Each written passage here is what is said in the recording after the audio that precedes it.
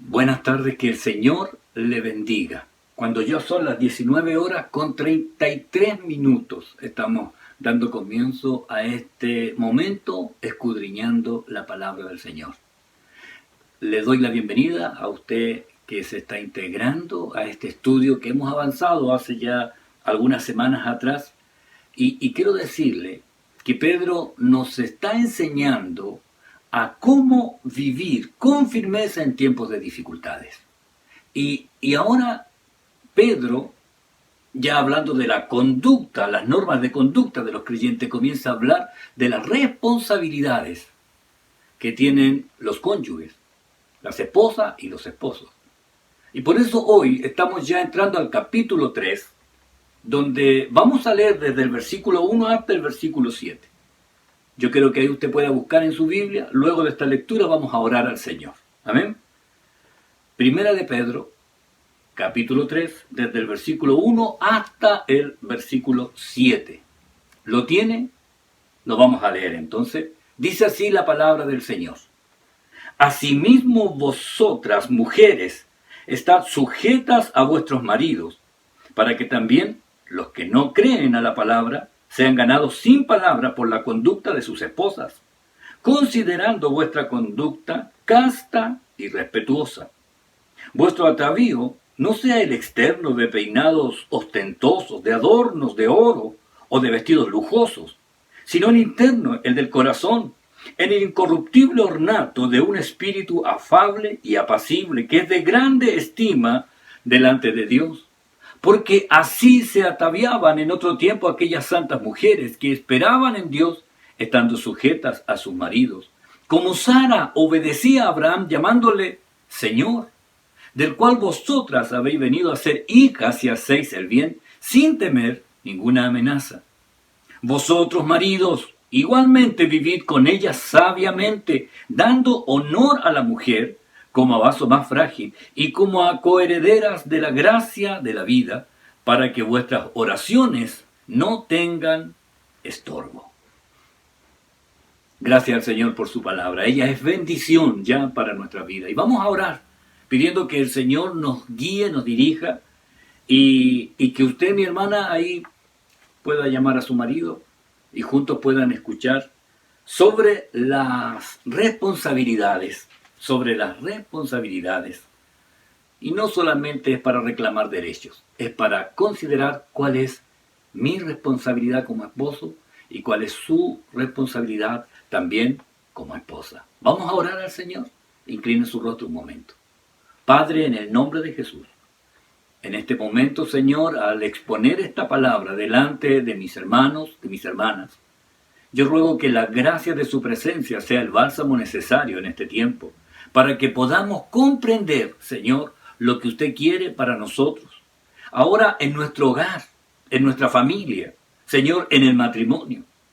Yo pido que usted, Señor, se glorifique y haga misericordia. Señor, en cada uno de nosotros le necesitamos, Señor. Y no podemos negar que dependemos de usted. Somos menesterosos de su gracia, Señor.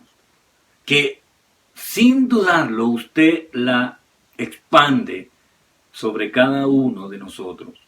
Señor, gracias le damos y pedimos que usted sea el que haga misericordia, Señor, en esta tarde ya, y que usted se glorifique en el nombre de Jesucristo. Gracias, Señor. Amén y amén. Gracias al Señor. Recuerde, vamos a hablar sobre los deberes conyugales. Voy a poner ahí el PowerPoint y vamos a ver una traducción, la Dios habla hoy, cómo aparece allí este mismo pasaje, y vamos a ir escudriñando lo que la palabra del Señor dice respecto a la esposa primero y luego respecto al esposo. Amén. Que el Señor nos ayude cada día. Amén. Los deberes conyugales, ¿ya? En esto estamos ahora. Y le decía yo que vamos a leer este mismo pasaje de 1 de Pedro 3, del 1 al 7, en la traducción Dios habla hoy, ¿ya? Y para mejor comprensión. Dice, así también ustedes, las esposas, sométanse a sus esposos, para que si alguno de ellos no creen en el mensaje, puedan ser convencidos sin necesidad de palabras por el comportamiento de ustedes, al ver ellos su conducta pura y reverente para con Dios. Que el adorno de ustedes no consista en cosas externas como peinado exagerado, joyas de oro o vestidos lujosos, sino en lo íntimo del corazón, en la belleza incorruptible de un espíritu suave y tranquilo. Esta belleza vale mucho delante de Dios, pues este era también en tiempos antiguos el adorno de las mujeres santas. Ellas confiaban en Dios y se sometían a sus esposos. Así fue Sara, que obedeció a Abraham y le llamó mi Señor. Y ustedes son hijas de ella si hacen el bien y no tienen miedo de nada. En cuanto a ustedes, los esposos, sean comprensivos con sus esposas, denles el honor que les corresponde, teniendo en cuenta que ellas son más delicadas y están llamadas a compartir con ustedes la vida que Dios les dará como herencia. Háganlo así para no poner estorbo a sus propias oraciones. Qué hermoso es ver que en realidad el Señor se preocupa tanto de la mujer como del hombre, ¿ya? Primero debo decirle que este pasaje, Pedro no está hablando de los derechos que hay que reclamar, sino que está hablando de la responsabilidad que cada uno de nosotros tiene. Pone en evidencia Pedro, ya para que usted lo considere, cómo debemos llevarnos bien con otra persona, y en este caso, cómo debe ser nuestra relación entre los esposos, ¿ya?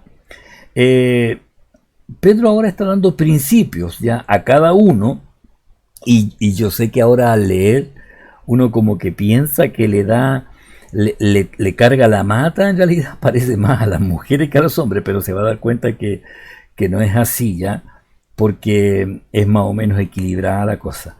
Ahora, nada, esto debe llevarnos a considerar que tenemos que empezar a reclamarle, el esposo tiene que empezar a reclamarle, oye, mira lo que dice la palabra del Señor, tenés que someterte. Cuidado, aquí cada uno debe tomar la responsabilidad, ¿ya? Recuerde, esto no es para estar reclamando derechos, sino para asumir. La esposa debe asumir su responsabilidad y el esposo también debe asumir su responsabilidad, ¿ya? No es para que anden cobrando ahí, oye, tú me mereces sujeción y qué sé yo, ¿ya?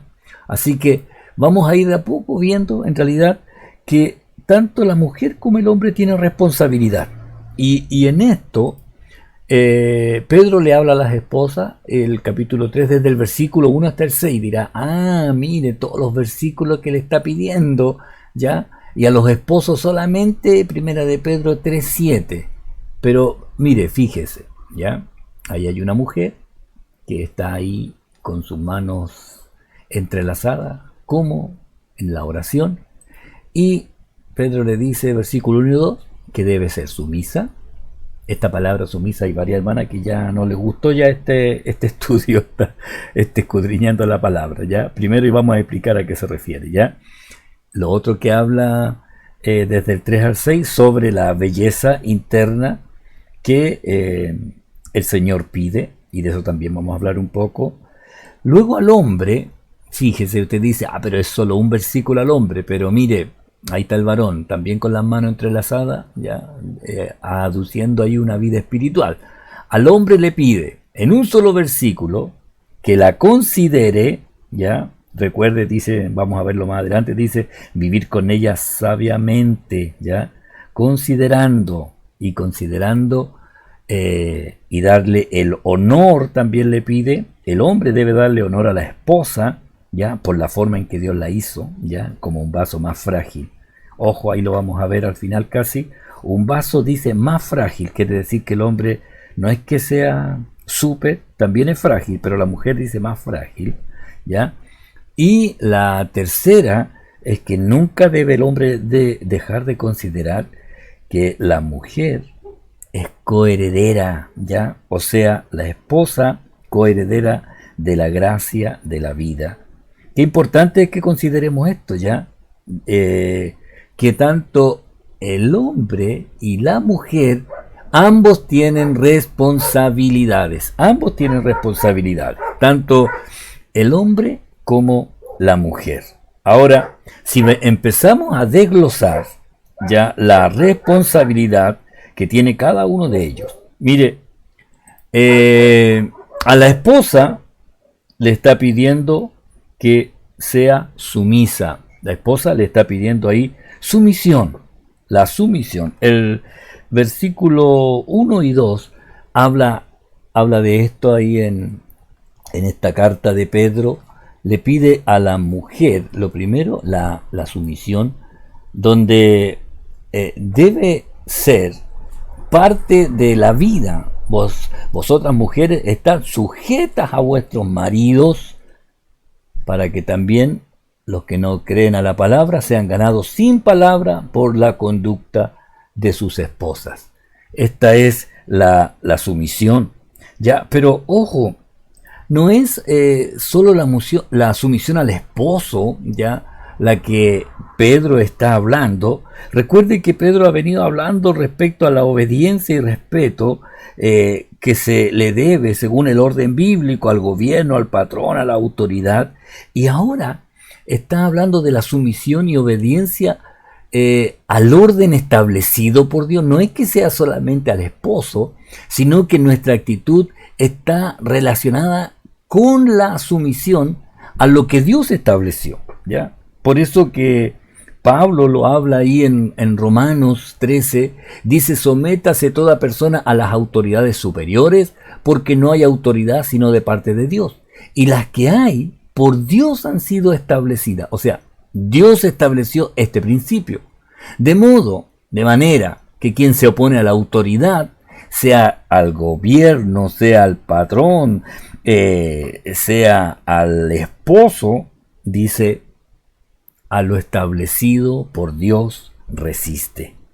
A lo establecido por Dios. Y los que resisten acarrean condenación para sí mismos. Estos acarrean condenación. Ya, ¿sabe? La sumisión no es hacer algo, ya, no es hacer algo contrario y moralmente malo. O sea, ¿qué digo con esto? La sumisión no es que usted tenga que obedecer y está obligado a obedecer todo, aunque sea malo moralmente, ¿no?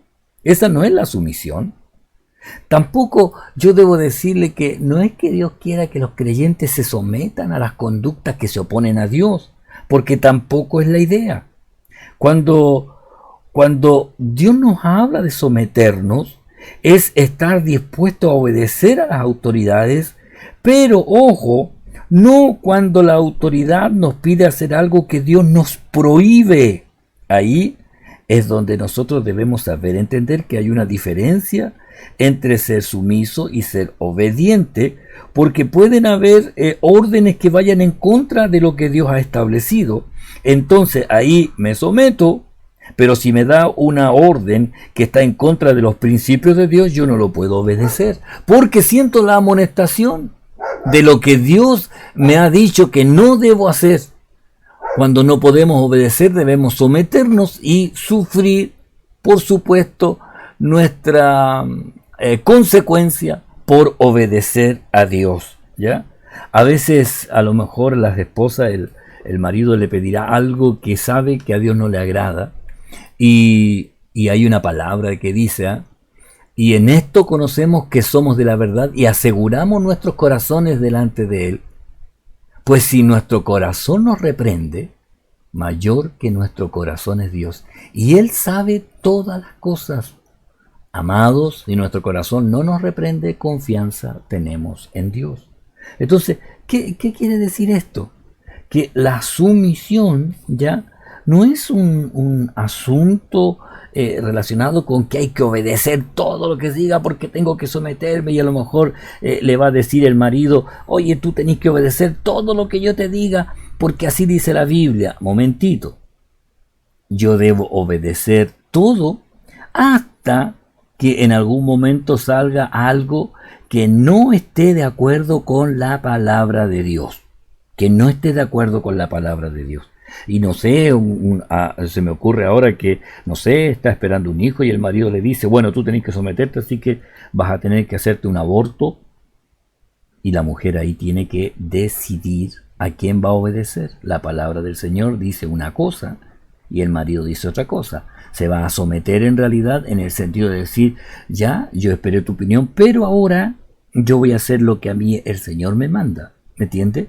Entonces, el sometimiento es absoluto. Por ahí lo leí ahí en un estudio de una iglesia amiga nuestra, muy cercana, Casa sobre la Roca, pero la obediencia es relativa. Porque si la obediencia va en contra de la palabra de Dios, yo no puedo obedecer eso. Y lo mismo pasa en cualquier autoridad que me mande a hacer algo contrario a lo que Dios me ha ordenado. ¿Ya? ¿Sabe? La sumisión no es un asunto de autoestima o de desvalorización de la otra persona. ¿Ya? Porque yo debo decirle algo. La sumisión no disminuye el valor de una persona. No es que la mujer vale menos porque tiene que someterse al hombre. No es así. ¿Sabe? Jesús se sometió a Pilato y obviamente Jesús era superior. Jesús pues estaba en pie delante del gobernador y éste le preguntó diciendo, ¿eres tú el rey de los judíos? Y Jesús le dijo, tú lo dices. Y siendo acusado por el principal sacerdote y por los ancianos, nada respondió. Pilato entonces le dijo, no oyes cuántas cosas testifican contra ti. Pero Jesús no le respondió ni una palabra, de tal manera que el gobernador se maravillaba mucho. Aunque el Señor se sometió a Pilato, no quiere decir que él era inferior. Ojo con esto, ¿ya? Porque la sumisión no disminuye el valor de la persona, al contrario, ¿ya? Al contrario. La sumisión tampoco significa eh, sacrificar la salud mental y la salud física. O sea, que si aquel que está en autoridad le va a hacer un daño a usted, usted no puede seguir obedeciendo lo que ese que le está lastimando quiera hacer.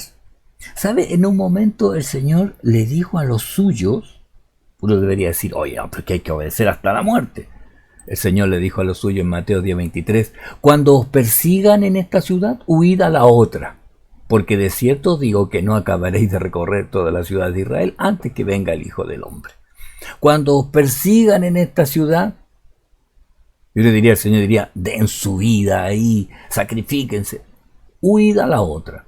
Porque de cierto os digo que no acabaréis de recorrer todas las ciudades de Israel antes que venga el Hijo del Hombre. ¿Se acuerda cuando llega ahí la persecución ya a los cristianos y estos salieron huyendo a distintos lugares? Bueno, de esa manera el Evangelio llegó hasta todos los lugares que aún Pablo de pronto llegaba a lugares donde el Evangelio ya había llegado o alguien quería escuchar esta palabra del Señor y quería refrescarse en esto que el Señor estaba mostrando a Jesucristo, porque muchos de los creyentes huyeron ante la persecución. Y yo muchas veces escuchaba y decían, oye, pero ¿cómo huyeron? Si uno tiene que ser hasta el final. Pero cuidado, ¿ya? Recuerde la frase que le decía, la sumisión es absoluta en el sentido de estar sometido, pero la obediencia es relativa. Y si en algún momento en esta nación dijeran, ustedes los que predican van a ser encarcelados, yo tendría que predicar, pero sabría yo que después de predicar seguramente me van a llevar preso y me sometería a eso. Pero no puedo obedecer algo que esté en contra de lo que el Señor ya nos dijo. Amén. Fíjese que le dice a la mujer que debe someterse al marido, ya estar sujeta al marido, dice, para que también los que no creen a la palabra, o sea, a los 1000 sermones que la mujer pueda decirle al marido, ya, sean ganadas sin palabra por la conducta de las esposas. Sean ganadas sin palabra. ¿Sabe? Hay circunstancias que es necesario guardar silencio. ¿ya? La sumisión implica que se muestra honor, respeto y compromiso, ¿ya? Así que de esa manera nosotros mostramos nuestra confianza en lo que dice la palabra de Dios. Entonces, cuando la mujer está frente a un esposo que es incrédulo, la actitud de honor, respeto y compromiso hacia Dios va a hacer que el hombre sea ganado. Más que con todos los sermones que le pueda decir, más que con todos ellos, porque la palabra del Señor dice que la consideración, ¿cuál es? Que la conducta sea casta. Esta es una conducta moderada, una conducta pura, una conducta limpia. Esto es lo que dice la palabra del Señor. Y esto debe considerarse, ¿ya? La conducta casta, ¿ya? Y una conducta respetuosa. Una conducta respetuosa refleja la amabilidad, la cortesía, ¿ya? Esta palabra respetuosa, amable y cortés, ¿ya? Considerando los sentimientos de los demás.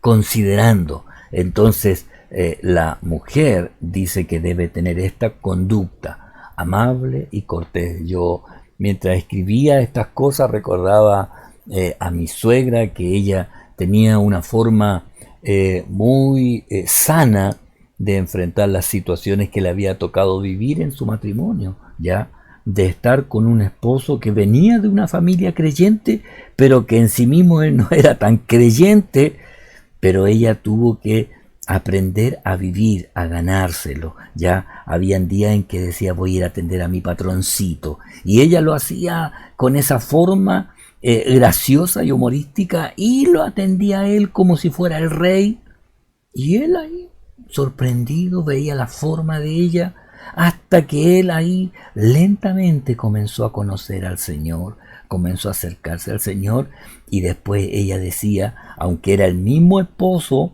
lo tenía seccionado ahí en el esposo primero cuando era marino, después cuando estaba en la casa, y ahora la parte final, ahora creyente también. Así que, pero todo esto fue en un proceso en que ella aprendió a tratar, a lidiar con un marido inconverso, pero tratándolo con honor, con respeto, con compromiso, demostrándole a Dios. Entonces ella decía, no miro a él, sino que miro el alma de él, y lo atendía como para el Señor. Y esto quebrantó la dureza del corazón de mi suegro, ¿ya?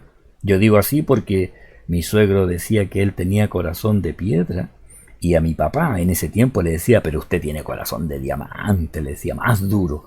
Pero bueno, el Señor trató tanto con la piedra como con el diamante en el tiempo oportuno. Así que, hermana, yo les animo, ¿ya?, a que ustedes vean allí a su esposo como una obra de Dios, en el cual usted tiene que ser la protagonista en un mensaje con el ejemplo, ¿ya? Más que con las palabras, con el ejemplo. Y hablo a las esposas que tienen maridos inconversos o que no conocen aún al Señor, porque quizás en este tiempo ellos se van a acercar a Cristo, ¿ya? Por causa de la conducta. Pero esto, mis hermanas, es su responsabilidad. Ahora, si hay algún esposo ahí que está ahí, no es que usted ahora tiene que empezar a exigirle, oye, ya sabí, tenéis que ser así, casta, respetuosa. No, esto no es para exigirlo, esto es que cada uno asuma su responsabilidad. Los varones que están ahí ahora escuchándome, ya voy a llegar a ellos. Así que, hermana, tranquila, no se desespere, ¿ya? Esta es la parte de las mujeres, ¿ya? Continúa Pedro, desde el 3 hasta el 6, dice a la esposa creyente depende principalmente de su belleza interior. Y cuando uno lee estos versículos, vuestro atavío no sea el externo de peinados ostentosos, de adornos, de oro, de vestidos lujosos, sino el interno, el del corazón, en el incorruptible ornato de un espíritu afable y apacible que es de grande estima delante de Dios. Esta es la primera parte. ¿Sabe? Aquí Pedro está diciendo que usar joyas o ropa distinguida sea incorrecto, ¿ya? No quiere decir, Pedro, que esté prohibido que se peine, que se haga un buen corte de pelo. No está diciendo tampoco, no usen ningún tipo de joya o ropa distinguida. No.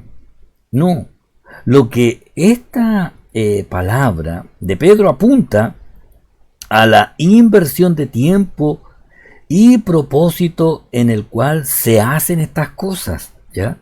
Es cuando dedica toda su atención y cuidado a la ropa, a las joyas, al consumismo, cuidado, ¿ya? Apunta a la inversión y dedicación, ¿ya? Por ejemplo, ¿sabe? Hay un ejemplo bien bueno que aparecía allí en el escrito cuando Jesús hace una declaración, ¿ya? Esto lo había dejado. Lo que Pedro quiere apuntar es a la dedicación, inversión de tiempo y propósito en hacerlo. Pero Jesús, por ejemplo, no prohibió comer cuando dijo, ¿ya? Trabajad no por la comida que perece, sino por la comida que a vida eterna permanece, la cual el Hijo del Hombre os dará, porque a este señaló Dios el Padre. Fíjese, el Señor les dice a ellos, trabajad no por la comida que perece. Y cualquiera podría interpretar y decir, entonces no hay que trabajar por la comida que al final uno es lo cotidiano. El Señor no está prohibiendo el trabajo diario para ganarse el sustento cotidiano. Lo que Jesús está condenando en esta palabra es que le demos más importancia al valor, al alimento del cuerpo que al alimento del espíritu. Entonces, el Señor está diciendo, no le pongan más atención a la comida material, despreciando lo que es la atención a la comida espiritual. Entonces hay personas que pueden ser muy gorditas físicamente, pero desnutridas espiritualmente, porque no alimentan el espíritu. ¿Y cómo se alimenta el espíritu? Con la oración, con la palabra de Dios y con la congregación. Aunque esta tercera ahora la tenemos media dejada de lado, pero igual nos estamos juntando y uniendo por medio de las redes sociales, en este caso por este canal de YouTube, y podemos igual estar unidos, aunque no estamos juntos, pero estamos unidos en torno a esta palabra que Pedro está hablando respecto a cómo debemos ser. Entonces, no es que él esté prohibiendo que se peinen o que se arreglen o que se pongan ropa distinguida. Recuerde que la ropa distinguida no es que sea ropa súper espectacular. Distinguida, la ropa distinguida es la que se relaciona con la distinción. De tal manera que la palabra distinción está refiriéndose a que cuando una persona se viste de tal manera que se distingue lo que es. O sea, el hombre se viste como hombre y la mujer se viste como mujer. Y esta es la ropa que debe ser distinguida. Entonces, bueno, nosotros en la congregación, cada vez que alguien se subía allí a lo que nosotros llamamos el púlpito, que era la parte que estaba más alta para que todos puedan verlo, yo le pedí a los hermanos que se vistieran como varones, ya, con un buen pantalón, una buena camisa, una corbata, que también era como una distinción de preparación para los que venían llegando al templo. Entonces los que venían llegando veían a personas que se habían preocupado de vestirse bien para atenderles, porque los que están arriba, sea ministrando en la alabanza, coordinando o llevando la palabra, son los que están atendiendo a los que vienen llegando. Entonces, si usted llegara a un restaurante y se encontrara con que los que le atienden están todos desordenados, unos con short, con chala, con polera, con camiseta, bueno, yo creo que no le daría, pero cuando llega y usted ve que están todos bien vestidos, usted está con confianza. Bueno, así le decía yo a los hermanos, ya, vestirse como para atender a los que vienen llegando, los que están en la puerta y todo eso. Pero siempre la ropa debe ser distinguida, o sea, debe dar distinción a los que a los que están allí, y cualquiera que ve dice, él es un varón y ella es una dama, es una mujer. Así que la belleza que le da importancia es la belleza interior, no solo de la mujer, también el hombre debe mostrar la belleza interior, ¿ya? Y esta belleza interior solamente la puede mostrar aquel que está lleno de él. Y el que está lleno del Señor, ¿qué cree que va a mostrar? Va a mostrar a Cristo. El que está lleno de él va a mostrar a Cristo. Y esto es lo importante, que la mujer, la belleza de ella debe ser el que Cristo está moldeando todo su ser, su carácter, su temperamento, su forma de responder, su forma de actuar. Lo mismo el varón, que pueda mostrar a Cristo en su forma de hablar, en su forma de tratar. Y yo debo decirle que la mejor definición respecto a lo que debemos mostrar está en el libro de Gálatas, en el capítulo 5, del 22 al 23. Yo sé que usted ya sabe de lo que me estoy refiriendo, el fruto del Espíritu. Porque el fruto del Espíritu, fíjese que no dice los frutos del Espíritu, sino el fruto del Espíritu, que al final, ¿sabe qué muestra el fruto del Espíritu? Muestra a Cristo. A Cristo, que eso es lo que nosotros debemos mostrar, a Cristo el Señor. Debe ser lo que debe aflorar en nuestro diario vivir. Ahora que usted está viviendo en su casa y con su familia, ellos deben ver el fruto del Espíritu en usted, ¿ya? Cuando usted está haciendo el almuerzo, cuando usted está ahí en el desayuno, yo no sé si le ayudan a usted a hacer ahí el desayuno o a servir, quién lava la loza, se distribuyen las tareas, ahora que hay más gente en la casa, y ahí entre todos mostrando el fruto del Espíritu, que por el horario voy a alcanzar a mirarlo, pero no voy a... El próximo jueves vamos a tener que ver a los varones, ahora vamos a ver solamente a las damas, pero vamos a hacer un pequeño recorrido con el fruto del Espíritu, que es amor, afecto, benevolencia, específicamente plural, festín de amor, el agapao, ¿ya? Se trata de una actitud sincera que busca el bienestar del prójimo por encima de los intereses personales, sacrificial. Cristo mostró ese amor sacrificial por cada uno de nosotros. El segundo, gozo, es esa actitud de confianza suprema, alegría que está metida entre nosotros, basado en la fidelidad de Dios, en lo que Él es. El gozo está determinado por lo que está en nosotros, no por lo que está afuera. Es interno, es más que la felicidad. Amor, gozo, paz. Esta es una cualidad, ¿ya?, que tampoco está sujeta a las circunstancias externas humanas. Es el producto de una contemplación constante de nuestras circunstancias desde la perspectiva de Dios y no desde la perspectiva humana. O sea, yo tengo paz. ¿Sabe por qué? Porque sé que lo que está pasando afuera está bajo el control de Dios. A esto se refiere, ¿ya? Lo que está pasando afuera está bajo el control de Dios y Dios no va a permitir que nada se escape de su control. Y no importa lo que suceda, Dios tiene el control de mi vida. Así que con coronavirus o sin coronavirus, yo sé que el Señor sabe cuándo será el momento en que cada uno de nosotros va a partir. Por eso tengo paz en mi corazón. Y esto es el fruto del Espíritu, ¿ya? Amor, gozo, paz, paciencia. Wow, ¿cuántas veces usted ha dicho, Señor, dame paciencia? Lo ha dicho, ¿cierto? Señor, dame paciencia. ¿Y sabe lo que hace el Señor? Ya. Se la da. Y para que usted se dé cuenta que tiene paciencia, ¿qué hace? Empieza a vivir situaciones y circunstancias adversas. Porque la paciencia es la capacidad de sufrir circunstancias adversas esperando con tranquilidad, de una manera voluntaria y no por mera necesidad, sin murmurar, sin quejarse, sino con plena confianza de que Dios está obrando en medio de las circunstancias adversas y de que Él sabe lo que está haciendo. La paciencia, ¿ya?, es que usted puede soportar lo que está viviendo. Entonces no pida más paciencia, ¿ya? Sino dígale, Señor, que se manifieste el gozo, la paz, el amor, ¿ya? Seguimos. Benignidad, la capacidad de ser misericordioso, aún con aquellos que han cometido algún agravio en contra nuestra. Benignidad. ¿Tiene benignidad? Cuando usted dice, el que me la hace, me la paga. No, acá dice que no es así la cosa, ¿ya? Benignidad. La bondad está relacionado con ser bueno, ¿ya? Está bien relacionado con benignidad también, pero es la inclinación a hacer el bien. Está ligado a la benignidad pues en términos sencillos es la aplicación constante de ser bueno y misericordioso, ¿ya?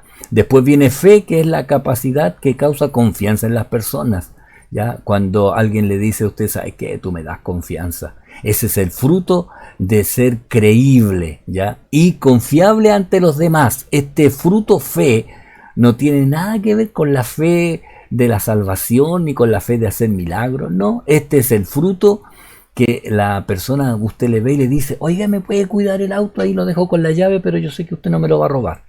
Porque usted le da confianza. Porque tiene a Cristo, po. Mansedumbre es la capacidad especial que tiene una persona para modelar la ira y sus efectos.